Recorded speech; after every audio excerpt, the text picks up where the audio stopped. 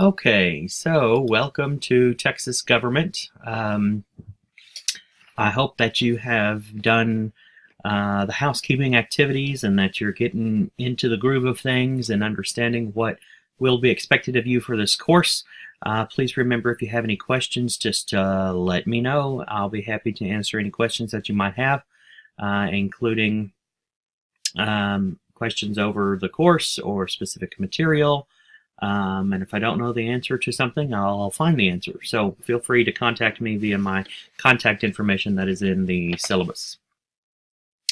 So yes, this is a Texas government course. However, you cannot study Texas government without studying at least a little bit the Texas history that is behind the government.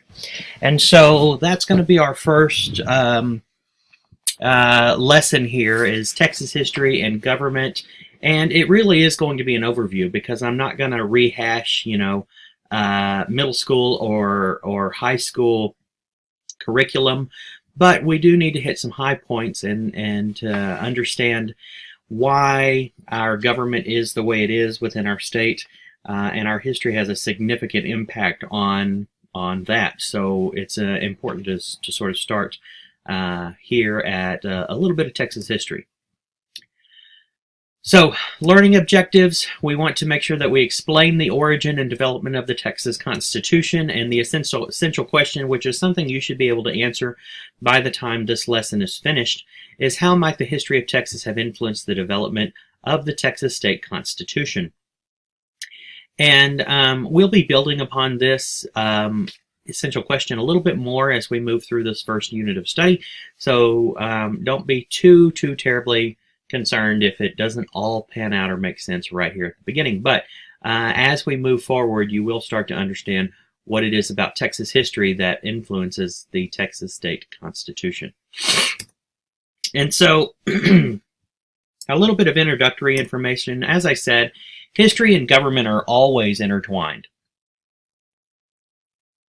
Not just in Texas, but if you look at the American Constitution, the federal Constitution, it is going to be colored by the history that we have, the events that took place when we declared our independence from Great Britain, and the things that are enshrined in that document in the Constitution are going to be because of certain things that we encountered as colonists under the rule of the British Crown. And so we have to understand that history and government are very, very significantly intertwined. Two, Texas has a rich history that influences our policy significantly. And there are a number of different things that really influence our policies from Texas history. Our cultural influence, because we have, seen many different governments rule over our territory since the conquistadors first came in. The first Europeans entered into the region. And so there are some leftover influences from different cultures that have come before. The geography of Texas, because Texas is very, very large. It's huge. It's diverse. And we have, a piney wood area in the East Texas. We have a desertous region out west, and you've got the valley down in the south and the plains up north. And so we have a huge geography that will sort of color the policies and influence the policies that are created to govern our state. And we have a very complex historical relationship with Europe. We've had several different European countries fly flags over Texas as controlling our territory. And so we are a little bit different maybe from other states in that we do have some kind of an historical relationship with European countries. And then there's always the Civil War and Reconstruction era in Texas. We did secede from the Union in 1861 and joined the Confederate States of America. And then so we were subjected to a lot of the Reconstruction policies and things after the war, and we're not even going to rejoin the Union until the 1870s. And so that is going to considerably influence our policies. It's going to considerably influence how we formulate our government following that time period. And then one of the huge things about Texas is we've always been dominated by one political party or another. There's not just a whole lot of diversity in regards to political representation. And one thing that has not changed is that we have always been extremely conservative. And even though the Democratic Party today is one that is very liberal, it used to be that the Democratic Party was extremely conservative. And so it was the Democratic Party that controlled much of the state, and the entire state essentially, from the end of the Civil War and the Reconstruction, from about the time of 1876, 1877, all the way up until the 1900s, or the late 1900s. And then because of shifting ideologies within the political parties, the Republican Party really took on that mantle of being the conservative party, and so we sort of followed that conservatism. And so we've always been very conservative, and we have aligned ourselves with whatever political party is the conservative party at that time. And so since the late 1990s, early 1990s, excuse me, late 1900s, we have been dominated by the Republican Party. And then there's been some economic shifts within our state that heavily influence policies. We rely heavily on agriculture, oil, things like that here in the Lone Star State, which should be no surprise to anybody. But we are our state government is extremely loyal to business, and so economic shifts are really going to play a part in our policies. So the Six Flags Over Texas, if you are a Texan, if you have lived here for any amount of time, then you know about the Six Flags Over Texas, but we're just going to go ahead and kind of rehash this a little bit. We're going to hit the high points. We're not going to go into very specific depth on this topic in history. But before the Europeans did arrive, there were people already here in Texas. We had a number of native groups. We had North Asian tribal groups that had filtered down from the land bridge in the Bering Sea, that have filtered down into the southern portions of the modern-day United States. We had Caddo Indians that dominated East Texas. We had the Wichita Indians that dominated the Red River region, and we had the Karankawas that did dominate the coastal regions down on the Texas coast. And then out in the west, we had the Comanches, the Apaches, the Kiowas, the Tonkawas.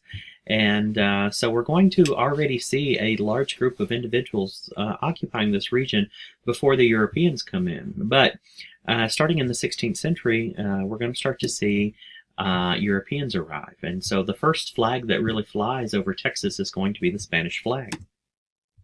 So Spain is going to be the first European country to claim Texas. And in 1519, Alonso Alvarez Pineda mapped the coastline of Texas. These conquistadors, these European individuals are going to come in, and they're going to be in search of God, gold and glory. You've probably heard that before. They're going to try to find some treasures and things.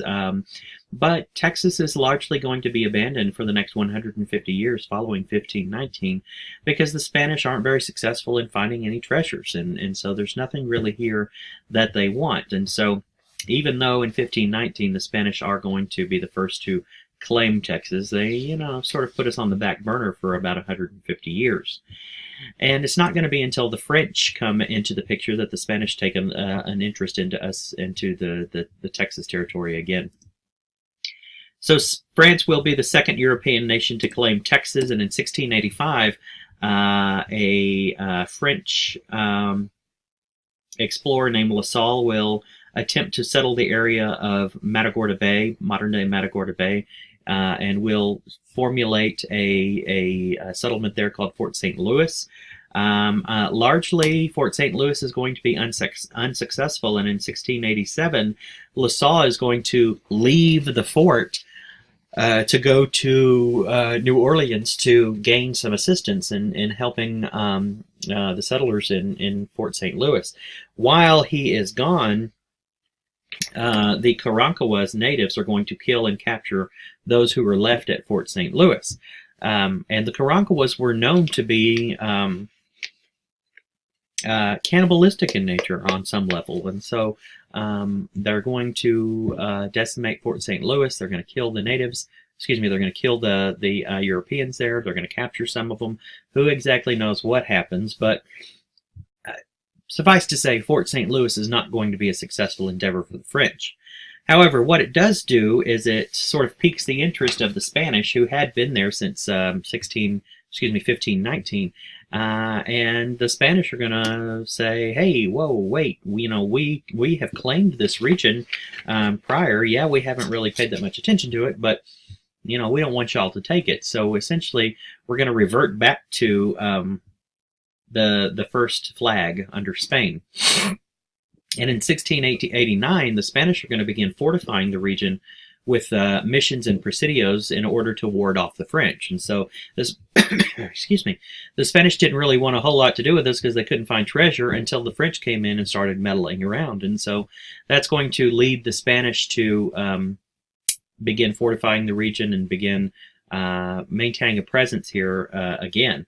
They're going to bring in Tejanos, which are the Spanish settlers from Mexico. And by and large, because of this revert back to the Spanish flag, and because they're bringing in Spanish settlers from Mexico, there's going to be significant Spanish influence that takes root in the state. And these things are going to be things that are even still visible here in modern day. Things like our river names, the Rio Grande River. You've got a bunch of the Brazos River. You got a bunch of different rivers that do have their origins in Spanish names. Our geographic features, things like the Llano Estacado, the mesas and things that you can find out in West Texas. Our geographic features are going to be named for Spanish, or have Spanish influence in their names, as well as cities and counties. You can look around at some of the counties and you can really see the influence of Spanish, the Spanish speakers in naming these cities and naming these counties. These settlers are also going to introduce the sheep, the horses, cattle. They're going to introduce a lot of livestock, and by and large, the Spanish legal system is going to be implemented here, and that's going to have a significant impact, and it's going to leave a mark on state laws even into modern day. So the Spanish will revert back. They will start to have an interest in the region again after about 150 years after the French sort of they see the French sort of start to meddle, and so Spain will become a significant influence here up until the 1800s.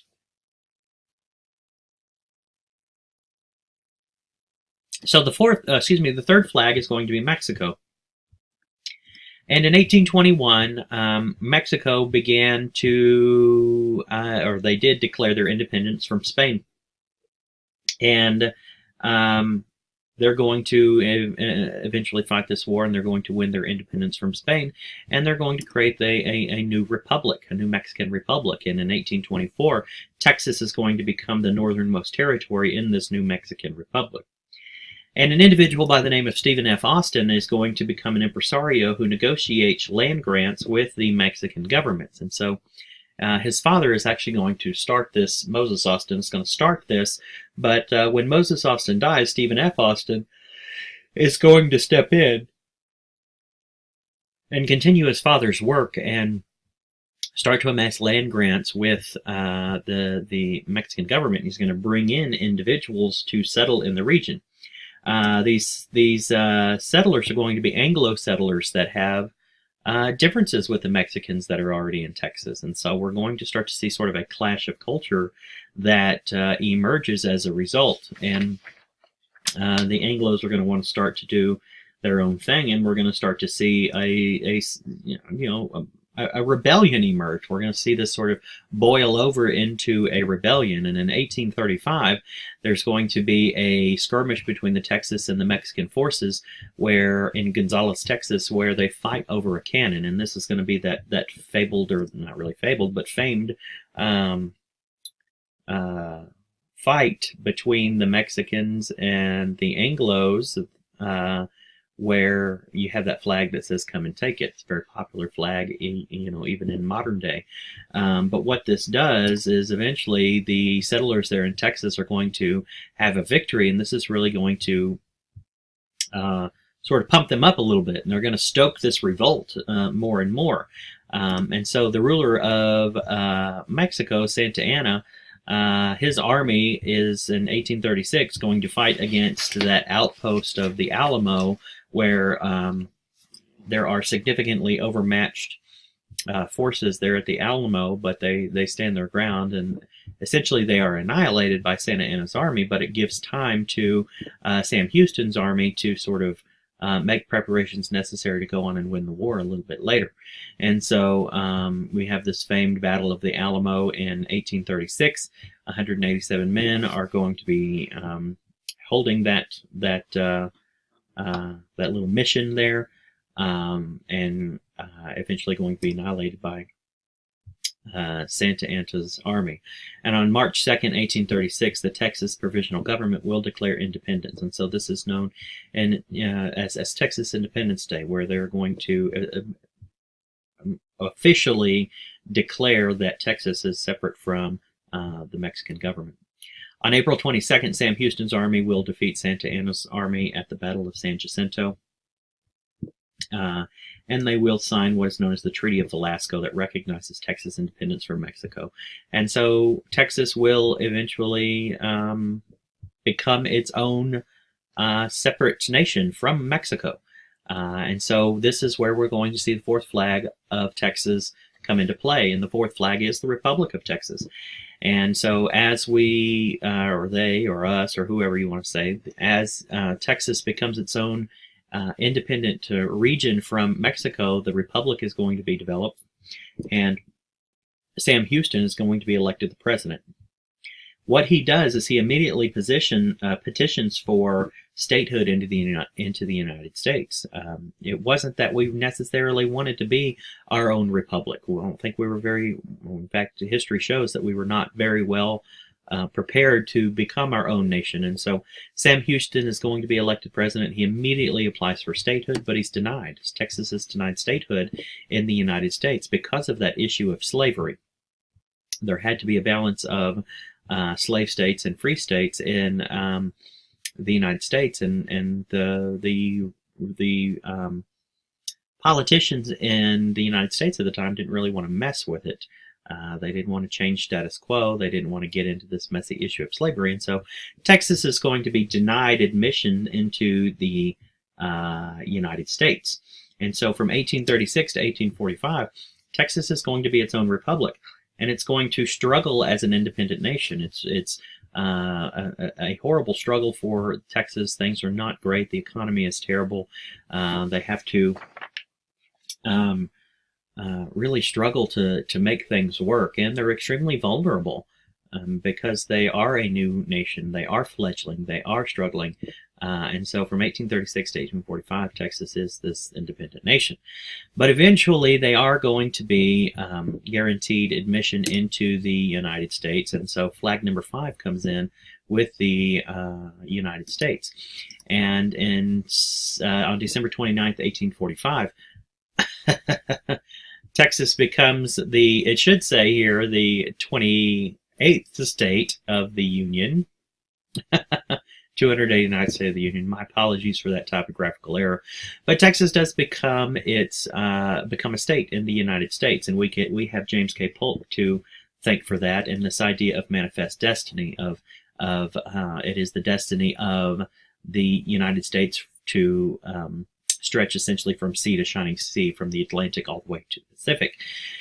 And so James K. Polk is going to be the president, and he is going to run on, I believe he's the 11th president, but he runs on a platform of many different things, but one of those things is going to be bringing Texas into the Union and making it a state. And he works tirelessly. He works tirelessly to do this, and is successful in bringing Texas into the United States in 1845. So we do have James K. Polk to thank for that. In this agreement, in this treaty of us becoming part of the United States, part of the agreement is that Texas retains their public debt, but they also retain their public lands, and this is going to play into some political things that occur a little bit later on in history.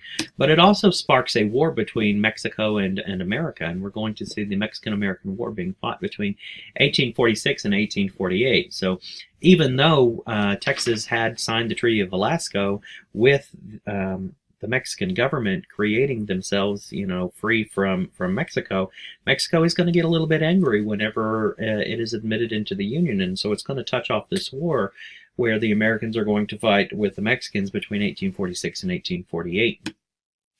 Eventually, it is going to end with an American victory and the signing of the Treaty of Guadalupe Hidalgo, which the United States would gain Texas outright and California, as well as the land in between Texas and California. So it's really going to do a lot for this idea of manifest destiny and expanding the territory that is controlled by the United States from sea to shining sea. So everything should be decided, and we should stop there, right? We have our, we're part of the United States, but we do have, again, as I said, a very long and storied history in Texas as well as the United States, and so enter flag number 6, the Confederate States of America. And in 1861, Texas is going to secede from the Union and is going to leave the United States. It's going to join the Confederate States of America. They were much more tied to the slave system and the economy of the southern states than they were to those northern states, and so Texas is going to see the institution of slavery as necessary for their agricultural endeavors, and that abolishing slavery could essentially harm their economy. And so they will secede in 1861. They are, we do, engage in portions of the Civil War, but by and large, Texas is going to be removed from a lot of the fighting. There's not just going to be a whole lot of fighting that occurs in Texas, and so if you compare Texas to, say, Georgia during the Civil War, Georgia was brutalized essentially, but Texas is going to escape a lot of that brutality that is seen in other southern states. So they're going to escape a lot of the brutality of war, but once that war is over, we're going to see significant debt that Texas has amassed as a result of being part of this endeavor. And so our 6th flag is the Confederate States of America, and eventually the Texas is going to revert back to that 5th flag when they rejoin the Union in the 1870s. But it's going to be kind of a long road. In post-Civil War era in Texas, there's going to be a lot of things that are going to happen. After the Civil War, there's going to be a new constitution that is adopted, and this constitution does abolish slavery, and it nullifies this idea of secession, and it's going to repudiate future acts of secession. So it's going to say, we're not, we don't support future acts of secession. This constitution is going to be quickly replaced in 1869 by what was become known as the Carpetbaggers Constitution. And so once Texas is, once the Civil War is over, what occurs is the United States is essentially going to come in and occupy the southern states. And before they can be readmitted into the Union, a number of things are going to have to occur. And so once they come in, the Republican government of the United States comes in and starts to reoccupy or occupy the southern states. They're going to sort of implement a type of government onto a lot of these southern states, including Texas, that the southern states are not necessarily in favor of. And so Texas essentially is going to feel like they are occupied by a foreign government. They're guided by the Reconstruction Acts of the U.S. Constitution in the Carpetbaggers Constitution in 1869. Essentially, Texas feels like they are going to become occupied by a government that they do not support, and they're going to be beholden to a set of policies that they do not support. And this Carpetbaggers Constitution is essentially going to, and this is not a bad thing. What I'm about to say is not a bad thing, but for the time period, it's going to be a significant hurdle for Texas to sort of overcome. But with the newly freed slaves are going to be given suffrage. They're going to be given that right to vote, which is a wonderful thing. And then, you know, we see all throughout American history the progression of suffrage in the United States, and that's a great thing, because the more people who can vote, the more widely the government represents all of the people. But the individuals, the white, essentially, people, were going to be really there's going to be laws and things in place that alienate them and do not allow them to vote, but it allows the African Americans to vote. And so the people of Texas are going to see, these individuals who just a few years ago used to be property are now going to be voting, and they're going to be making decisions that are going to be implemented upon these free white males, essentially. And it's going to cause a significant issue within society that will really color the way that Texas makes political decisions and policies moving forward from here. And so in 1870, Texas is going to be allowed to rejoin the Union, and so it will rejoin the Union. And by the way, a carpetbagger is somebody who, during this time period, it was a term to describe individuals who came down from the North, who came down from Republican controlled areas and instituted a government in the southern regions that used to be significantly Democratic. And so they're called carpetbaggers because they say everything that they own could fit in a carpet bag as they move down to institute these new policies on the southern states. So anyway, they're allowed to rejoin the Union in 1870, and when they're going to set about developing a new constitution in 1876. Richard Koch is going to be elected governor, I believe, in 1875, and I'm sorry I don't have that date 100%, but he's going to call for a constitutional convention to create a constitution that is more reflective of Texas. And so they're going to get rid of this Carpetbaggers Constitution, and they're going to adopt the current Constitution in 1876.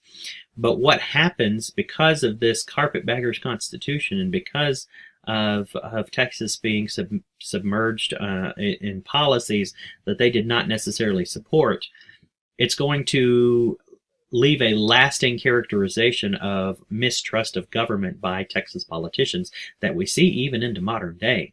Texas is significantly mistrustful of the government and significantly wants to limit them in their abilities to do things. And we're going to get more into this as we move forward, start talking about the Texas Constitution.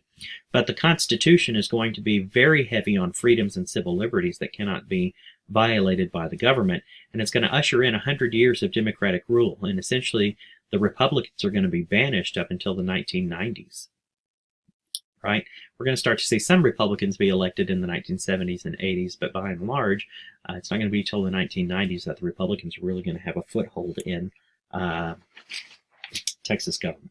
So this sort of gives you a background information, and really this last slide here is going to be a major thing that we look back upon as we start to look at the Texas Constitution, because this idea of being characterized by a wide mistrust of government is going to really play into how the new Constitution of 1876, which is the Constitution that we operate under today, is formulated. So go ahead and move on to the next lesson, and I will see you then.